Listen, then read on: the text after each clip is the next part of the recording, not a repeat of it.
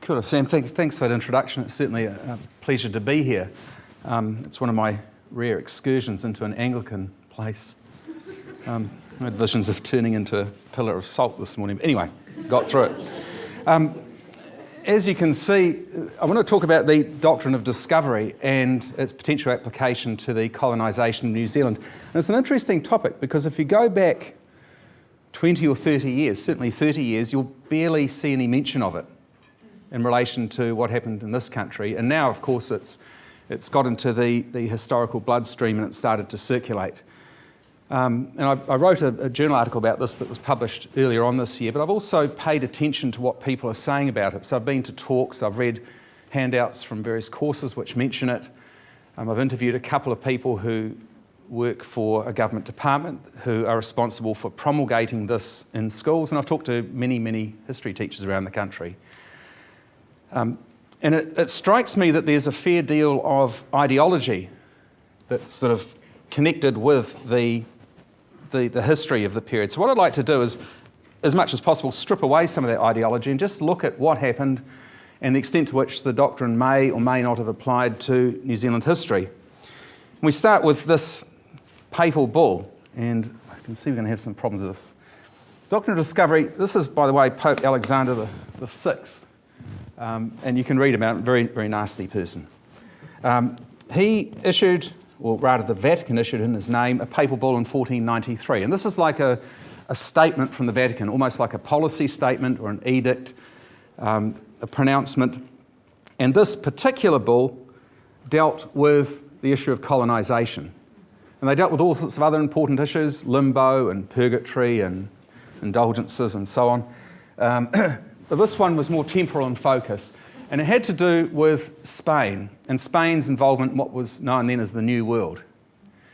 Spain and Portugal were two major colonising powers at the time, and there was the potential for them to chafe on contact as they both chased whatever lay ahead of them in the Americas.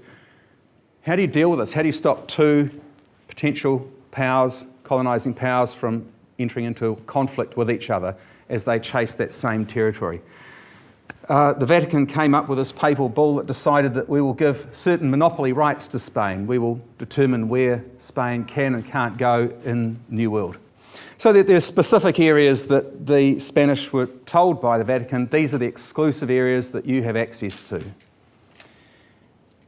So far, so standard. Then we get to the nub of the issue, which is this.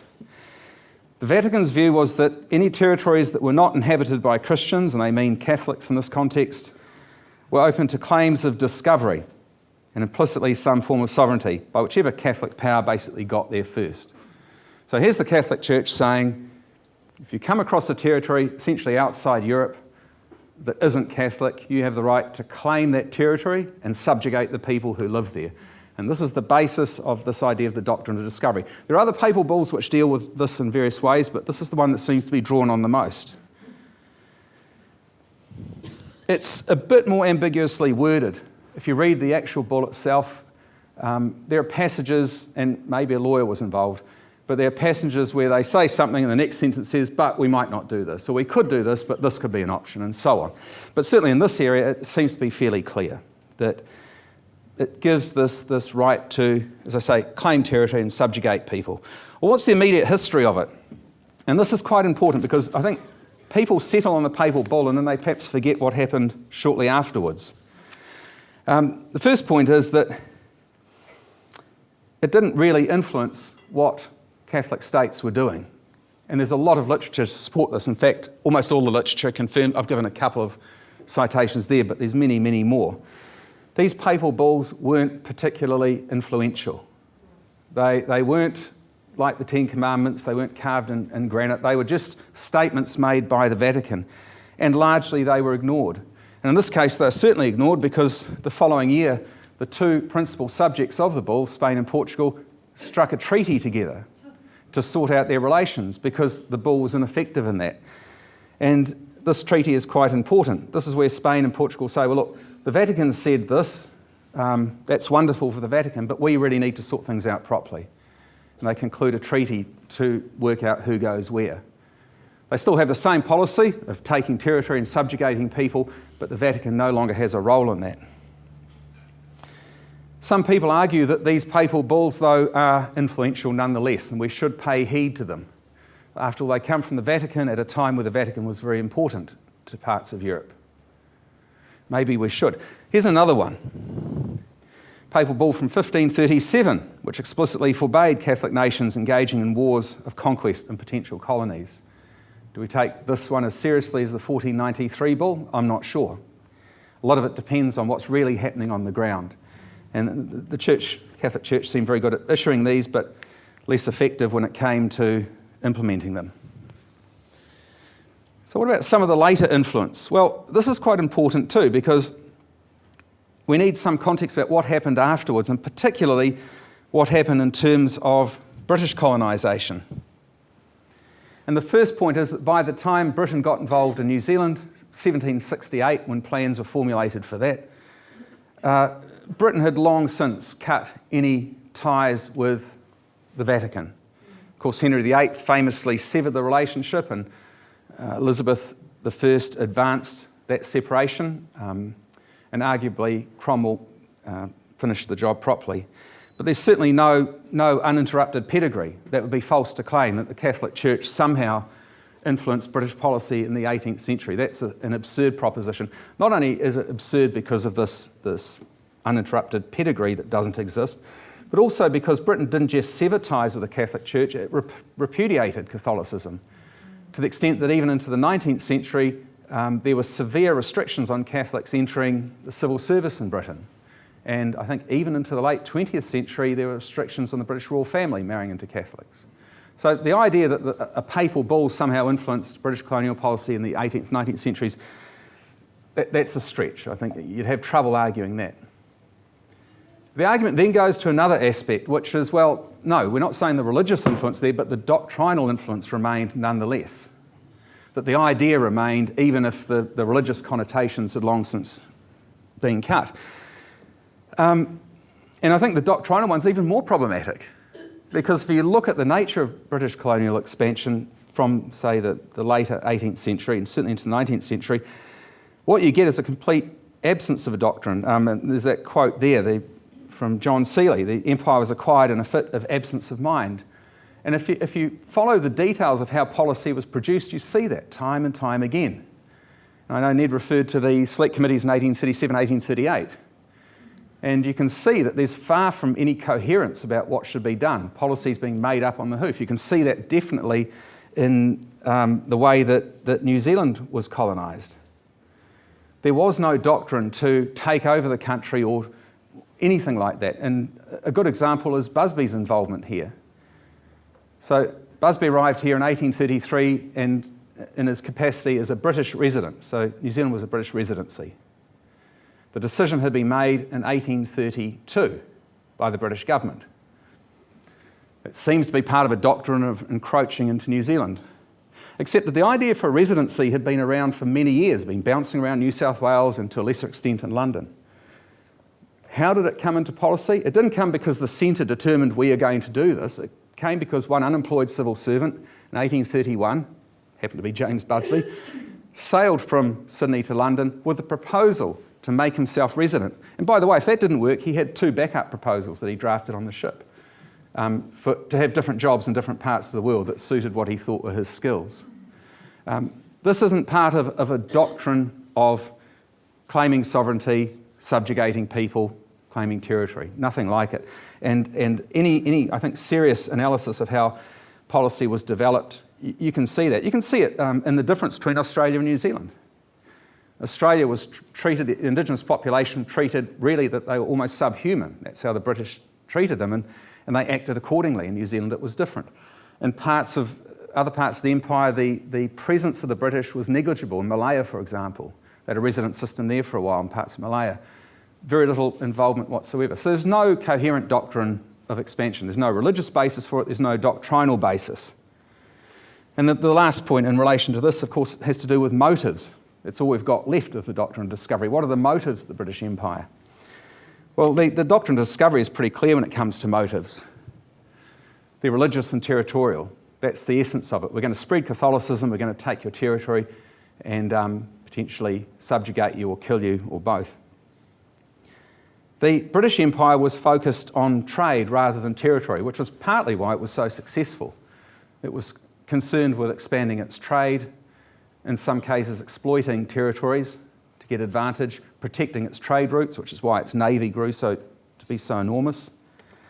And it was largely secular. There's a religious tinge, of course. There is. You can see that in some of the activities to do with New Zealand. You get the Protective Aborigines set up. I think the first government department set up in New Zealand, and the person who runs it is a missionary. But in other parts of the empire, it's not like that. In India, you can see that there's quite a bit of ambivalence among the British about any Christian presence. In the Sudan under Kitchener actively worked against missionaries. He didn't want Christian missionaries to work in the Sudan. So the idea that there's a similar motive even to this Catholic Doctrine of Discovery sort of falls apart at that point. Can I ask a question? Yes. So at St. Paul's in Summer Street, they had the barracks there before they went down the Great South Road. Great South Road, yeah. Take my tupuna prisoners. Mm-hmm. All of their soldiers were in church, and they had photos sitting in front of the church with them sitting on cannons. Anglican church, was it? Yeah.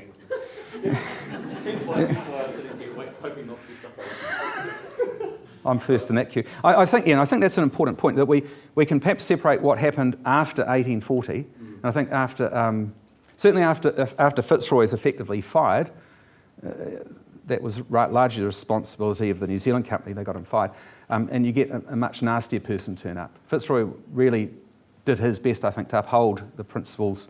I don't mean that in the modern sense, but the original sense, those principles in the treaty.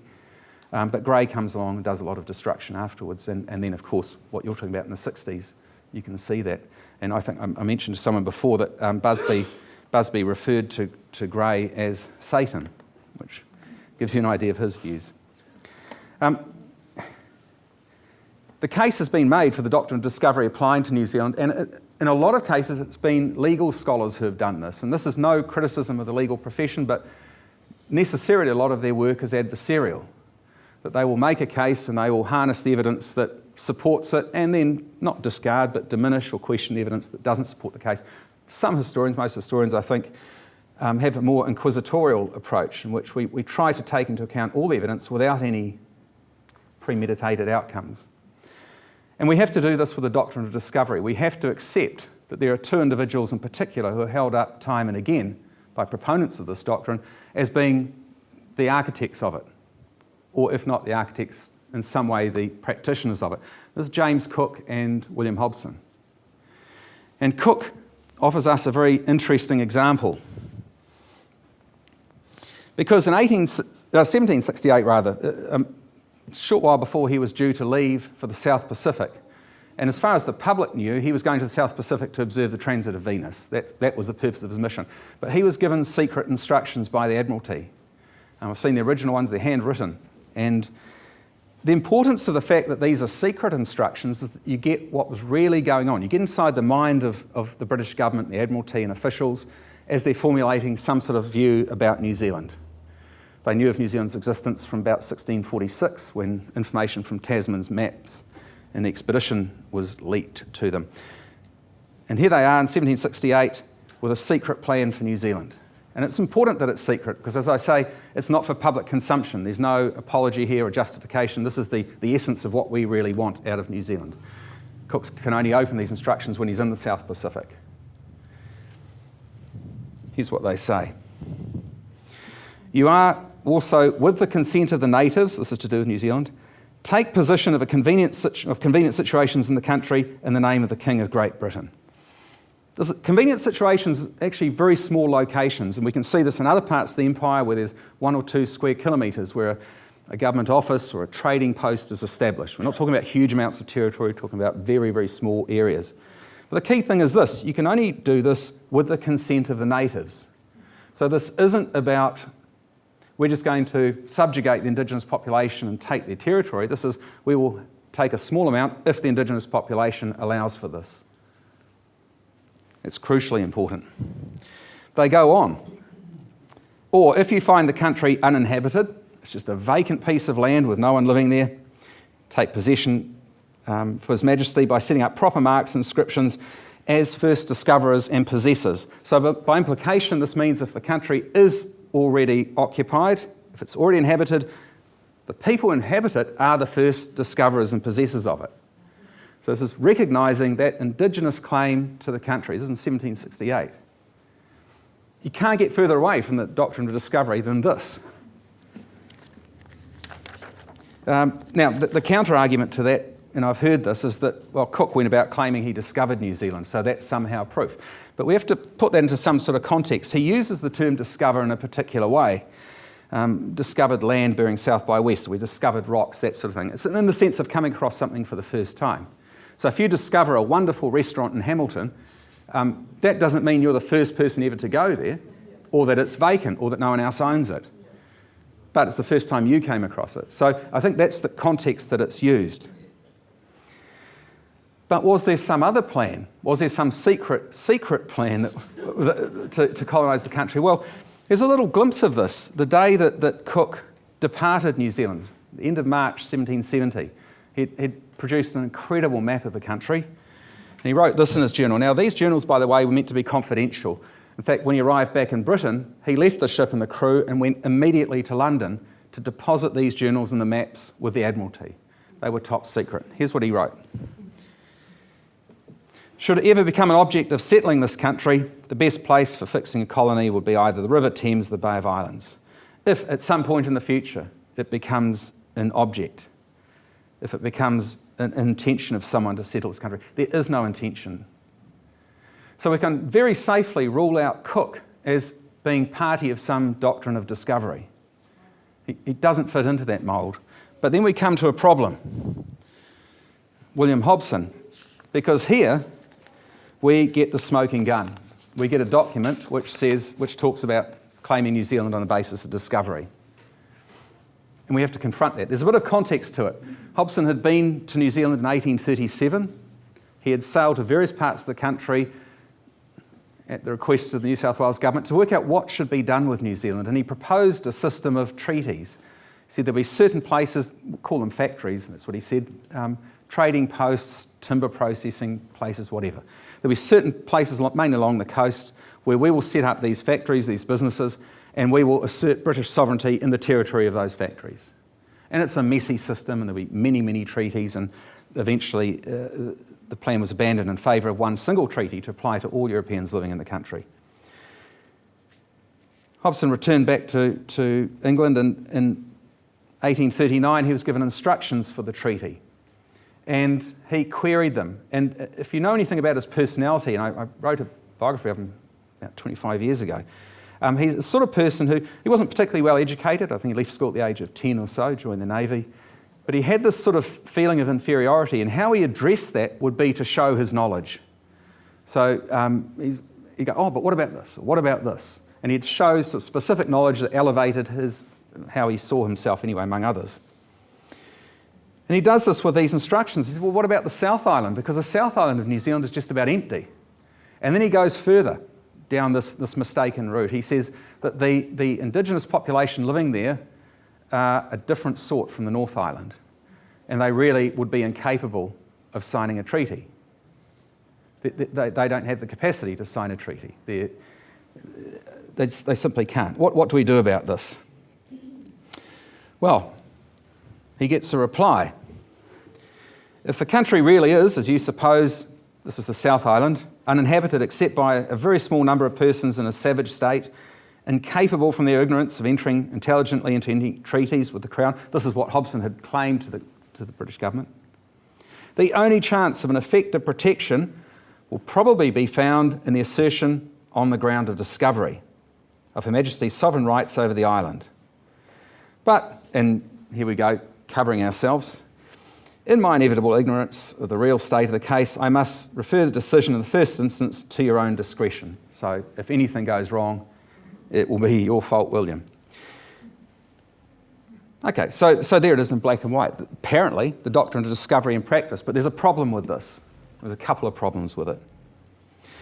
The first problem is, and as Ned's already explained far better than I'm capable of, the sovereignty that was applied was only to extend British jurisdiction to British subjects living in the country. think there's a document from June or July 1839 which talks about Anglo-Saxons who've gone to live in New Zealand. That's over whom that jurisdiction will apply. So this is not about taking territory. This is not about subjugating the Indigenous population, but it is about ensuring that British jurisdiction applies to British subjects who might be in the South Island. And the other consideration that comes into this has to do with the New Zealand Company. The New Zealand Company was aggressive and duplicitous in its actions. It was racist not just as a feature of it, but almost as an operating principle, that it depended on racism to do a lot of what it did, to justify its own transgressions. And it was spreading rapidly. As a side note, to give you an indication of how powerful the company was, the week that Hobson died in September 1842, the week that news of his death reached London was the same week that the Colonial Office was preparing a letter to fire him. And the New Zealand Company had played a considerable role in influencing officials to make sure that Hobson was recalled. They did the same with Fitzroy, who didn't die. He was recalled in 1845, again with some of the influence of the New Zealand Company in the background. Almost certainly one of the reasons why Hobson later Fitzroy committed suicide. The New Zealand Company it's hard to overstate how powerful they were in those first few years. We sort of tend conveniently to see 1840 as an axiomatic year, that this is the year that the treaty came into effect, and from that point onwards, British sovereignty applied in New Zealand. Well, it didn't. It took many decades after that. So Hobson's in a bit of a pickle, because what do? You sense that the New Zealand Company is getting the upper hand, and if you do sense that, you're right, because they are.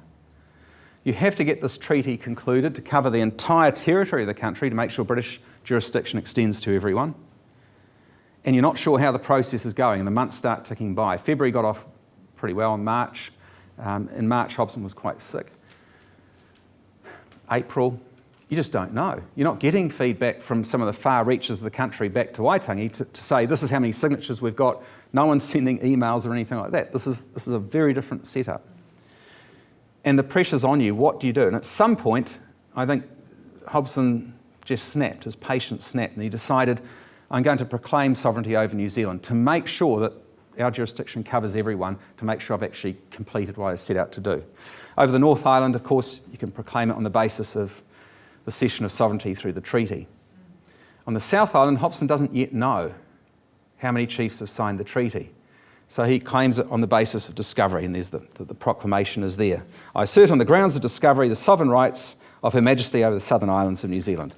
Well, there's no misunderstanding that. How did he do that when Tasman was the one that actually discovered it? Well, Tasman was the first European to come across, but the Dutch East India Company who commissioned him had no interest in the place. In fact, within about 3 or 4 or 5 years, the headquarters in Amsterdam determined that New Zealand was of so little importance they published all the details about its location, and it was available. You could buy the.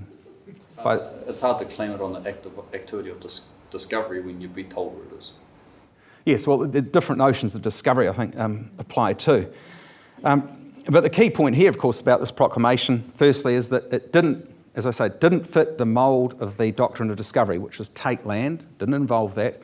It didn't involve asserting British rule over the Indigenous population. The manner of that population was going to be kept intact, as was all their political authority. And of course, the final nail in the coffin of the claim that this statement about discovery was somehow in line with the Doctrine of Discovery, you can see that in the fact that 56 chiefs from the South Island signed the treaty by June 1840. And of course, there was a specific requirement in Normandy's instructions to get free and intelligent consent. So by virtue of them signing it freely and intelligently and understanding what they signed, that completely blew out of the water any suggestion that they had no capacity, and therefore this doctrine in whatever form would apply. So it wasn't the basis for the Crown's assertion of sovereignty. I just want to look briefly, and in a non-defamatory way, at some of the more recent claims about the doctrine. As I said, it's got into the bloodstream, so here's what some people have said about it. Firstly, It underpins our legal system and relies on the myth that white Christians are superior to all other peoples.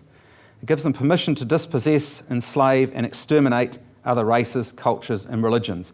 And I think you could possibly make that claim in relation to the original papal bull and what the Catholics had in mind for the New World, because the practice shows that. You certainly can't make that claim about New Zealand. It just doesn't fit. Here's one from Dominic O'Sullivan. Britain's claim to sovereign authority over New Zealand rests both on a treaty signed in 1840, correct, and on the Doctrine of Discovery. Well, that's, I think, highly questionable. There's a reference there, and I'd invite you to look at that reference to see if the reference supports the text, supports the second part of that claim. Here's another one. With the discovery of New Zealand by Captain Cook, and we've dealt with the use of that term, the doctrines, there's more than one now, the doctrines of discovery became part of New Zealand's legal framework at the point that Cook discovered New Zealand. Well, that's problematic because New Zealand didn't have the sort of legal framework that the authors are referring to in 1769. And it certainly didn't play a part in the framework later on. In fact, the actions even of people like Gray are separated in very significant ways from this doctrine. There's another phrase here. It's still very much present in our society today. Legally, it provided a precedent for the alienation of land. I don't think that's the case, and I think it's very hard to substantiate that. And the final one is this one here. When England set out to explore and exploit new lands, it justified its sovereign property claims over newly found territories and the indigenous inhabitants with the Doctrine of Discovery. And this was written partly in relation to New Zealand. It's not quite correct. I mean, I didn't include all the quote. They talk about Cook's first expedition in 1779. Of course, he came here a decade earlier. They talk about England when they really mean Britain, so they're perhaps not aware of the Acts of Union. But putting all that aside, this statement isn't true, but it's referenced. So Jacinta Ruru and Robert Miller have written this, and it's referenced. And I checked the reference, and the reference is Robert Miller. So there's some problems there with self-reference on something like this. You ought to have something a bit more substantial and something based on not just what I think. So you can see that this whole idea of applying the Doctrine of Discovery to New Zealand is problematic for a whole lot of reasons, and it can be tempting for some people to wander off into the ideological path, but I think we have a greater obligation to adhere to the evidence, and that's really what's important, and I think that's what matters the most here. Thanks very much.